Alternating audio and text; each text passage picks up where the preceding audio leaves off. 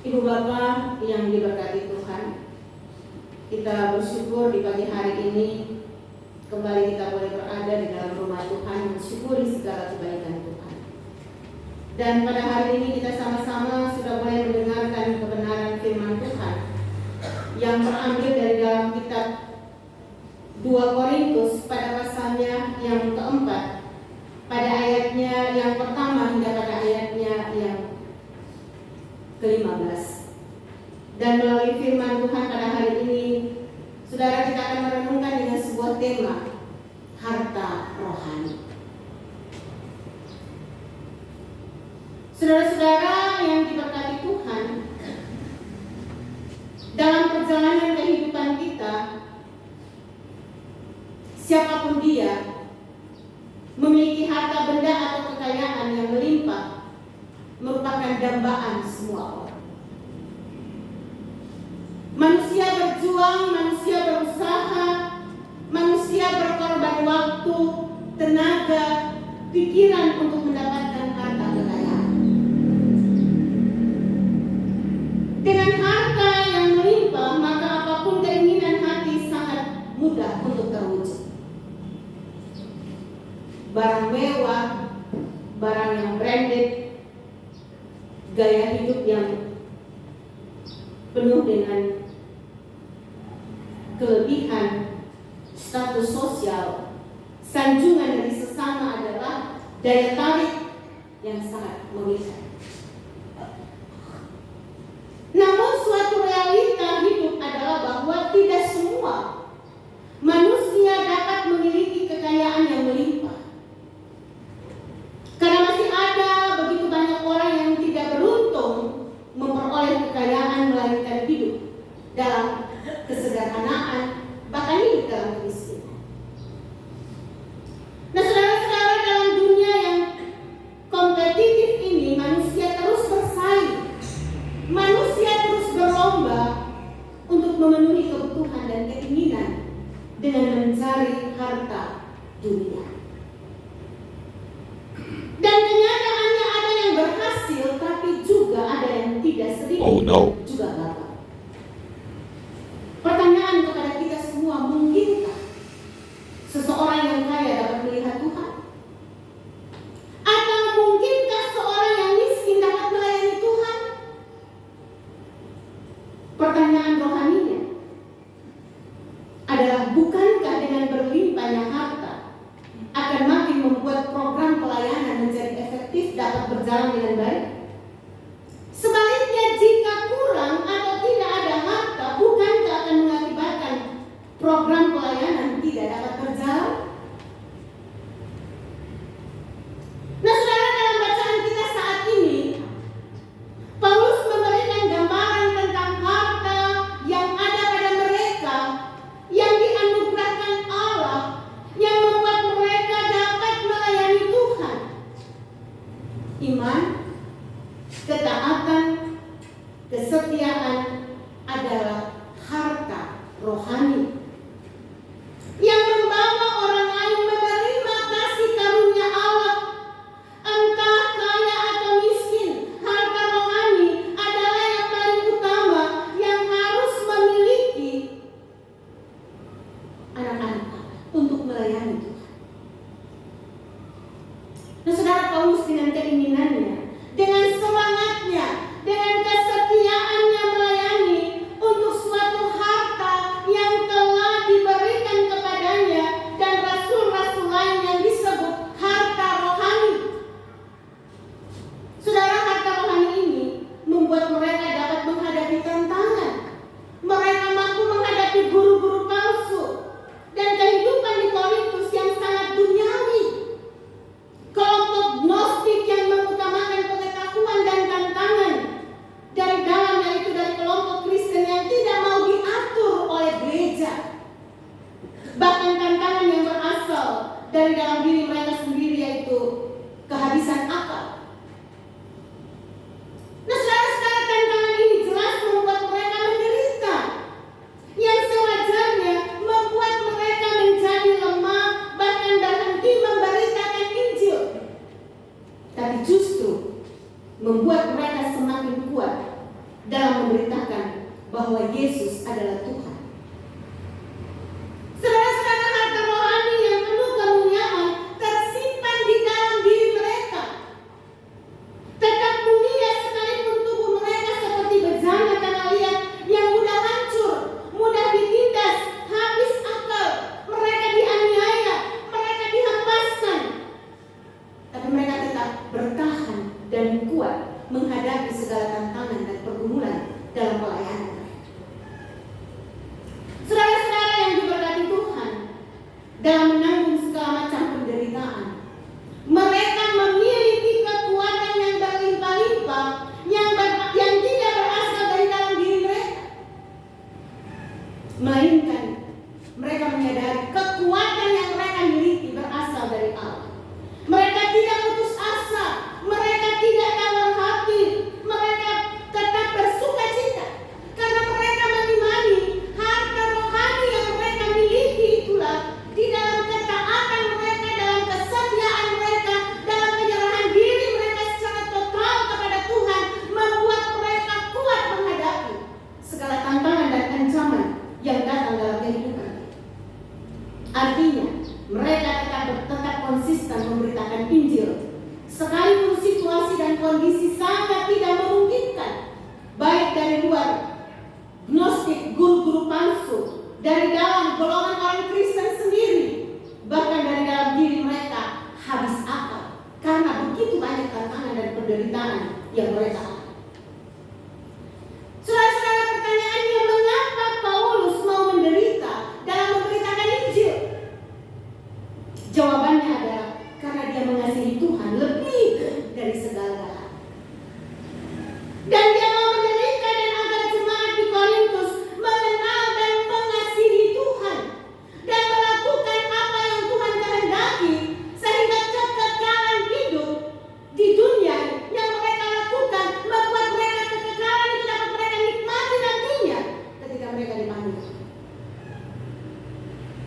Saudara, Paulus mau menderita agar jemaat di Korintus mengenal dan mengasihi Tuhan. Dengan demikian, saudara-saudara, kasih karunia semakin besar karena makin banyak orang yang percaya dan makin melimpahnya ucapan syukur bagi kemuliaan Allah.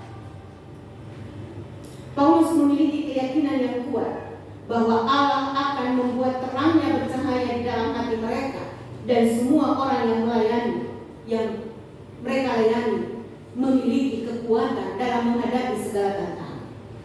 Jika ada yang tidak membuka hati untuk terang itu, maka mereka ditentukan untuk binasa, yang pikirannya telah dibutakan oleh nilai zaman ini. Jadi saudara-saudara, Paulus memang menyadari bahwa ada orang-orang tertentu yang tahu firman, tapi mereka mengeraskan hati untuk tidak mau mendengarkan firman kebenaran. Dan orang-orang itulah yang terus mengeraskan hati, mereka itulah yang akan masuk di dalam kebinasaan. Saudara-saudara yang diberkati Tuhan, belajar dari pengalaman pelayanan Paulus dan teman-temannya, kita dihantar dalam suatu pemahaman bahwa apa yang ada di dalam pelayanan itulah sangat menentukan kualitas pelayanan yang kita lakukan. Ketika kita melakukan tugas dan tanggung jawab pekerjaan kita dimanapun instansi yang Tuhan percayakan kita kerjakan, dimanapun Tuhan percayakan kita lakukan pelayanan, baik kita sebagai pelayan, sebagai pendeta, sebagai penatua dan syemasi, siapapun kita, tapi ketika saudara dan saya adalah orang-orang percaya kepada Kristus, kita diizinkan Tuhan menghadapi segala tantangan dan pergumulan kehidupan. Saudara harus kuat karena harta rohani itu sudah kita miliki. Kita seperti bejana tanah liat yang tidak mulia, tapi ada harta mulia di dalamnya. Ada terang Kristus yang bercahaya di dalam hati saudara dan saya.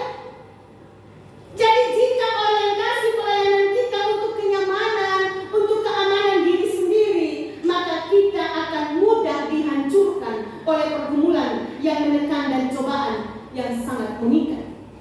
Kemiskinan mudah membuat kita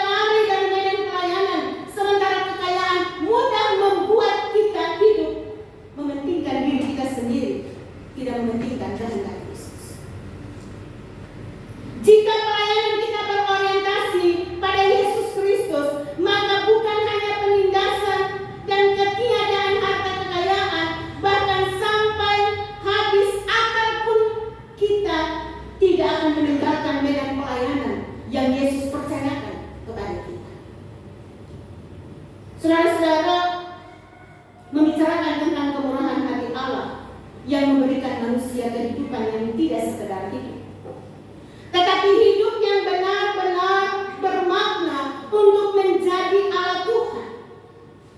Jadi firman ini mau bilang buat saudara dan saya, manusia jasmania kita ini memang mudah rapuh, tetapi harta surgawi, harta rohani yang sudah Allah berikan kepada kita dalam kehidupan perjalanan, itulah yang membuat kita kuat untuk menghadapi segala tantangan dan berbagai macam pergumulan dari hidup. Untuk itu saudara-saudara, dalam pelayanan bukan soal kita kaya atau miskin, memiliki harta kekayaan atau tidak, punya jabatan atau tidak punya status sosial yang tinggi atau rendah. Bukan status sosial yang menentukan, tetapi kemurahan hati Allah yang memakai saudara dan saya untuk dapat melayani Dia, untuk mempersembahkan hidup kita untuk Tuhan. Kepada kita telah dianugerahkan harta rohani dalam Yesus Kristus, yaitu kehidupan untuk taat dan berbuah bagi Tuhan. Tetaplah berpaut pada Yesus, saudara. Teruslah mencari kehendak-Mu.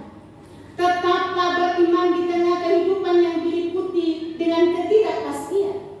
Tunjukkanlah kesetiaan yang murni, yang tidak tergoyahkan dengan tantangan, pergumulan, penderitaan, penghinaan, dan semua kepalsuan dunia datang menghintui saudara. Tapi saudara berjalan pada kebenaran, berjalanlah dan bersandar kepada Tuhan. Tuhan ada sebagai pembela. Tuhan ada memberikan kekuatan dalam menjalani hari-hari kehidupan. Saudara-saudara yang diberkati Tuhan, kita sering mengingkari kata hati kita saat kita berhadapan dengan tuntutan zaman. Mau hidup tren, mode, arus perkembangan, sehingga kita penuh dengan daya manipulasi. Terkadang kita mau dilihat orang, sehingga terkadang kita melupakan jati diri kita sebagai anak-anak Tuhan yang harus memberikan buah yang baik. Pada hari ini saudara-saudara, melalui firman Tuhan hari ini mau bilang buat kita, layanilah Tuhan dengan sungguh-sungguh dan dengan penuh integritas. Hendaklah dalam hidup kita banyak orang akan berjumpa dengan Tuhan Yesus. Sadarlah selalu bahwa dalam hati kita ada terang yang bercahaya untuk kita pancarkan bagi sesama. Kristus yang sudah pancarkan terang itu bagi kita. Kristus yang mati dan bangkit bagi kita. Beritakan akan mampukan saudara dan saya untuk melayani Tuhan dalam bidang pekerjaan kita masing-masing. Dalam doa, dalam Yesus Kristus akan terus melimpahkan kasih karunia-Nya supaya kita dan semua orang hidup percaya berlimpah ucapan syukur bagi kemuliaan Allah. Maka mari saudara-saudara yang diberkati Tuhan, firman hari ini mau bilang buat saudara, harta rohani dalam bejana yang akan mudah rapuh. Tubuh kita ini akan habis, tetapi harta rohani di dalam jiwa kita akan terus berkobar untuk memberitakan Kristus yang tersalib. Sehingga saudara-saudara, sama seperti Rasul Paulus, pada ayat yang pertama dia bilang begini, oleh kemurahan Allah kami telah menerima pelayanan ini. Karena itu kami tidak tawar hati. Paulus mau bilang, betul ada banyak kesulitan dan tantangan yang dia hadapi di Korintus dengan luar biasa perkembangan yang terjadi. Kehidupan yang terkadang memilih untuk memikirkan diri sendiri, kehidupan yang terkadang jauh daripada Tuhan. Bagaimana Paulus memberitakan bahwa dengan pertolongan Tuhan dia mampu berdiri bersama dengan pelayan-pelayan yang lain untuk memberitakan Kristus yang tersalib. Dia tidak mudah untuk tawar hati, karena dia berjalan melakukan apa yang baik dan benar. Karena dia berjalan memberitakan Kristus yang tersalib itu. Sehingga apapun kesulitan yang dia hadapi, dia